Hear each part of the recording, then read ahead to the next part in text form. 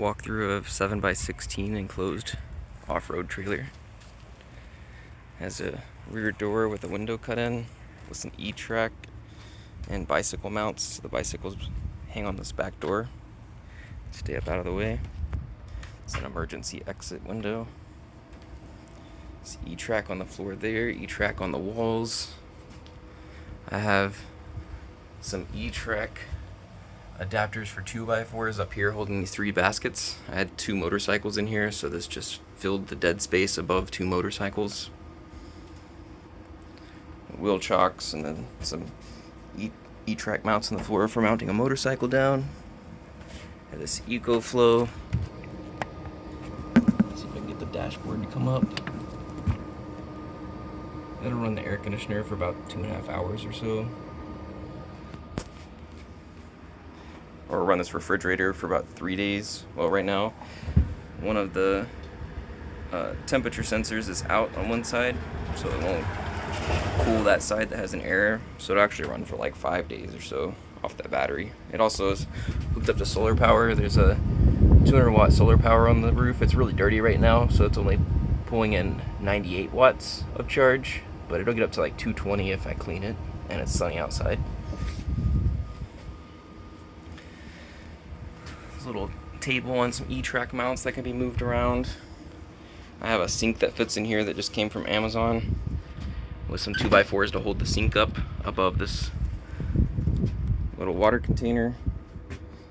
It's got a brass spigot, so use that as a little sink area. First aid kits and strap, hook, storage, trash can also on E-tracks. This full silverware kit, spatula and stuff, and a cutting board. There's 110 volt lights in the ceiling, and then 12 volt lights, one right here by the front door, by the side door, and one back here in the back. And then they can be independently turned on and off. So if you just want one of those on, you can do that. Some more storage over here, some elastic nets on the walls, storing sleeping bags and clothes and things like that.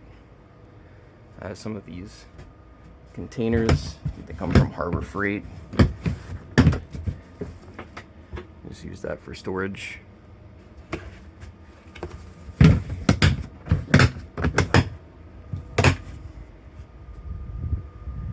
Baskets are just like from Walmart. Walmart still sells them.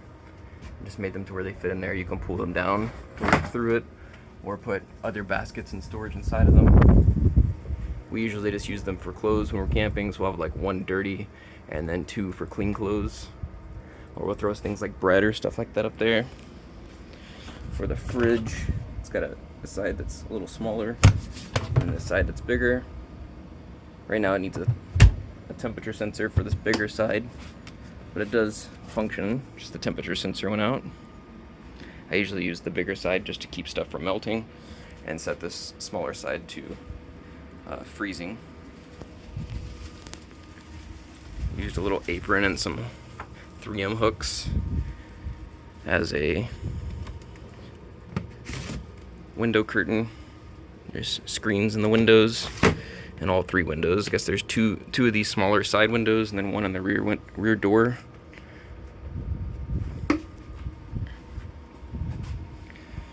This is an old Army field desk. The front cover of this pops off and is a fold-out table. And then it's got these bins for storing stuff. It's like 4 different size bins. It's good for keeping like kitchen stuff, and basically use it as a mobile kitchen. You can unstrap it from the side and pull it out into your camping area, or just leave it here for using inside. If it's raining outside, you can set up this table back here and put 3 chairs or so in this back area and just use it as a little kitchen dining area. For sleeping, it has some hammocks that hang up inside here, so if you need to be out of the rain, or you can just throw an air mattress down. pull the motorcycles out and put the table up. You can use this back area with an air mattress and sleep. It's an air conditioning system and heater. So right now we're like 70% of battery life. Flip this on. There's 2 breakers. One breaker for all the outlets and lights in the ceiling and things, and then the other breaker, 20 amp breaker, is for this AC unit.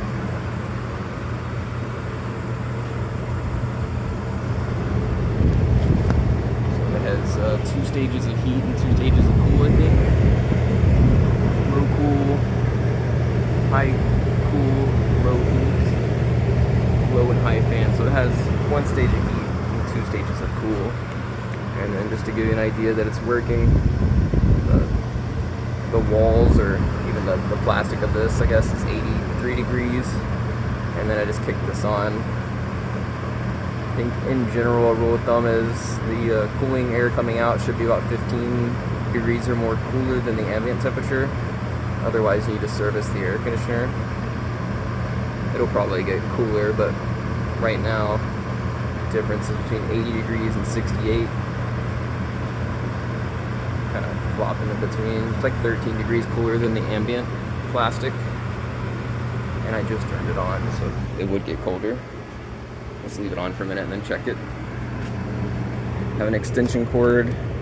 The wire for the power actually comes through this little adapter in the floor. It's through hole. And right now I just have it plugged into that battery, but you could pull it out and throw it through the hole to use shore power, or if you wanted to put a generator on front or out in the campsite.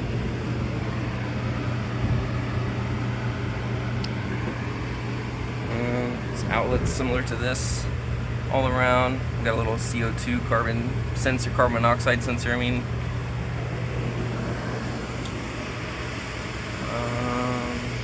E-tracks all over the place. Another one of the outlets. So it looks like there's 3 of those outlets spread around, about 4. The 4th one. So 4 outlets on the interior. E-track up there that I usually use for the hammock across here. Alright, so air conditioner's been on for a minute. Probably like 64 degrees. Compared to the 78 on the outside. The ceiling's 80 degrees. It's not bad.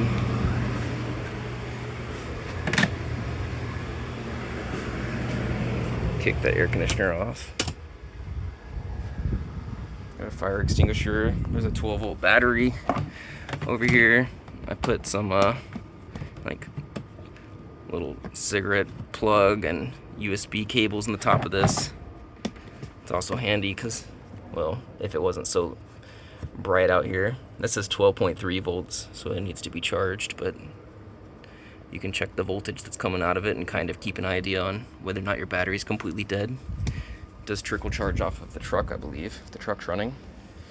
And then a little onboard charger. If you're hooked up to shore power, it'll charge that battery. On the front, got a large dog cage with fan. Right now I've just got wheel chocks and things like that stored in there. It has brakes on both axles. There's another jerry can holder. And then I've got a third one of these jerry can holders that has a gas can in it. It's just not mounted to this. I usually mount it in the bed of the truck. Here's the little label on the side. Don't think the tire sizes are actually correct because it has off-road tires that were put on by the factory.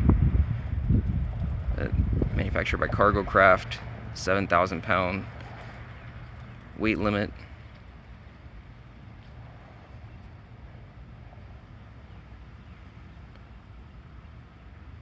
Manufactured 2019. The weight of the cargo should never exceed 4,800 pounds. So it has two 3,500 pound torsion axles. Torsion axles are nice because they basically have rubber in the tube that acts as the shock absorber, and they're independently ran, so if there was a problem with one tire, like a flat tire, you can just remove the tire and ride with the other 3 wheels because they're all independent suspension in that tube, and they are welded to the frame, so it's fairly rugged. Some 32-inch Maxxis Mutter tires, Buckshot 2. These only have maybe 1,500 miles on them. The axles and the tires were replaced on warranty because I had a problem with one of the axles about a year ago. So those are tires and axles are brand new.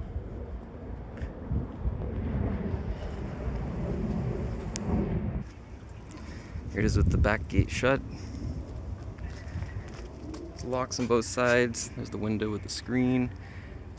Oh, I didn't show the lights. Those are 12-volt flood lights on the back that have a switch on the inside of the vehicle, or inside of the trailer over here. There is an aluminum rack up top with a solar panel mounted on it currently. I'll climb up there in a second and show you. There's a little bit of paint chipping off on this fender, but it's an aluminum fender.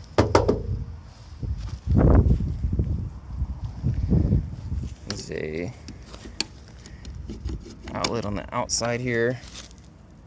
It's got a GFI switch in it. I think all of the outlets in the entire trailer are going through that GFI switch, so they're all protected by that same switch. Usually use this little 15-inch tall step ladder as a stool or a step to get in and out.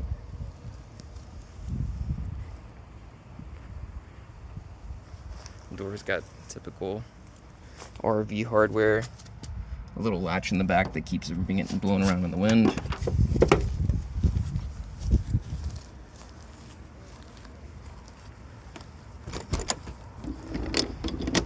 And a lock. This is a mount for a Ring camera. It costs like $120 on Amazon, but I have that inside. It runs on a battery, and I also have the charger in here. I just never ran the charger. It's gonna run from the outlet inside here up to this so that it'll always stay charged off of the solar power.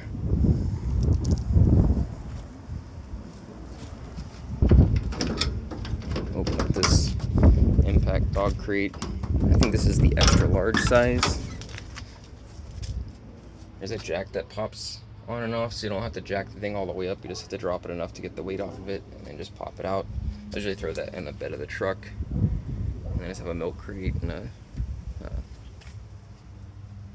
Reliance Lugaloo toilet.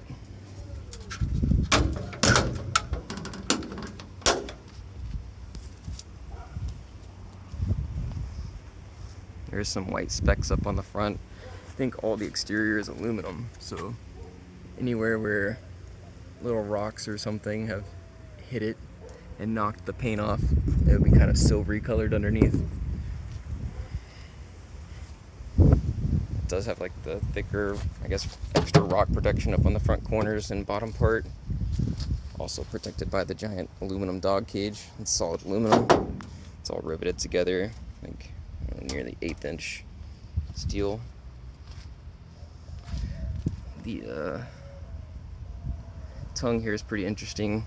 There's this 2x2 tube that goes, I don't know, 3 or 4 feet in and uses a regular pin like you would use for a typical ball on your truck hitch. That same kind of pin. The locking one on there right now. And then there is, I guess, adjustment here, 2 inches up or 2 inches down on the tongue. So it's not necessary to have a giant drop hitch. You can actually use the trailer to raise or lower the hitch depending on the height of your vehicle's ball hitch. Right now I have some extension chains on it because I've got this long setup with adapters.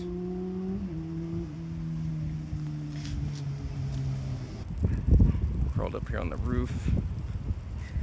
See, there's the air conditioner. It's blacked out, and then solar panel. You can look up the exact specs, but I think it's a 220 or 240 watt solar panel, and the power is ran over through the back. I didn't want to put any extra holes in the roof, so there's just a hole right there in the back. There's also these red lights at the top, and gutters over both the back door and front door.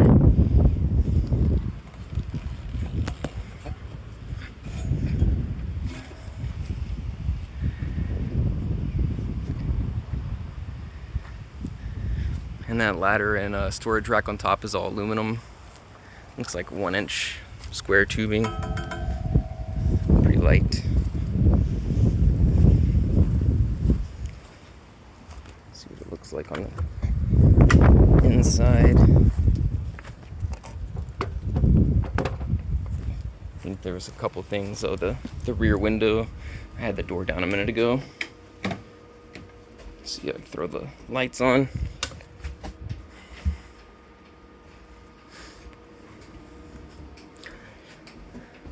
So, and there's a kind of a bicycle mount system set up on this rear door. I have this piece of wood that I throw over the windows so when the door is down, nobody steps through the door, or if you're trying to load things in, you can load it in over the top of that. And this rear window has this little latch, stays open with a screen. And the side windows are locking.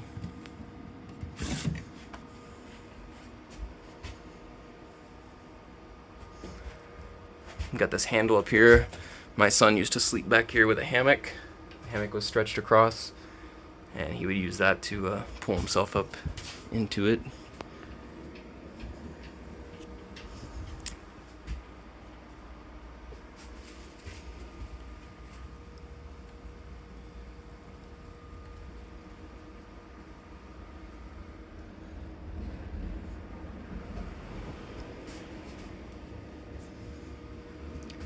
Got a few things, these buckets and things that I can sell with the trailer. It's more hangers, paper roll holder for paper towels, some different straps for the E-track.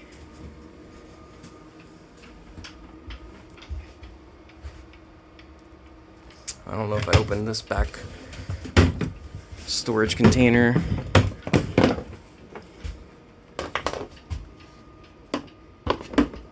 This is the little plastic spigot that came on the jerry cans, but I switched them out to be brass. This one have a board cut out, thrown up on the top, kind of sits on the handles of this. It was intended, I guess it has wheels on it. It was intended to be a container, not mounted on a wall, but I mounted it to the wall. There's a bunch of screws back there. And it's a pretty nice little shelf.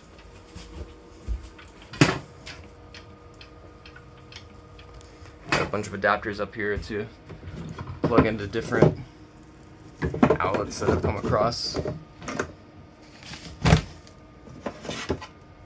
A surge protector for the whole trailer. If you want to just plug it into a 20 amp regular like 110 outlet, there's an adapter to get the trailer plugged in. It's big enough to store boots.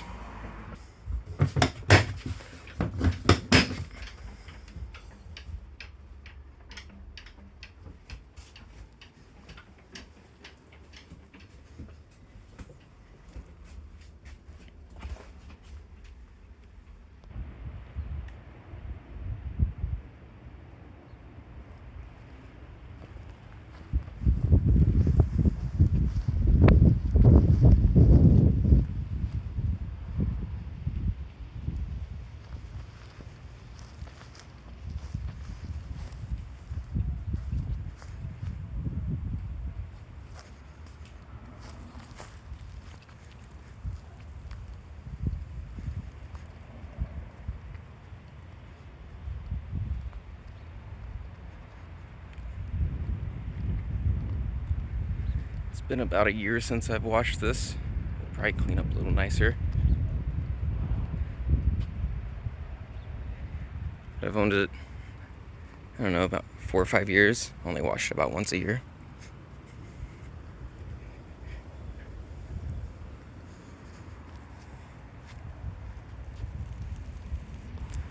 Side markers light up kind of amber color. Rear side markers light up red. I don't know if that comes through, but it's red in real life. rear markers up on the roof there. The roof line is like 5 markers.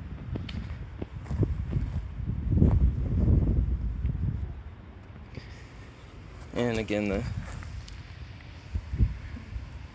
axles are 3,500 pound axles, torsion axles that are welded to the frame, and they both have brakes on them.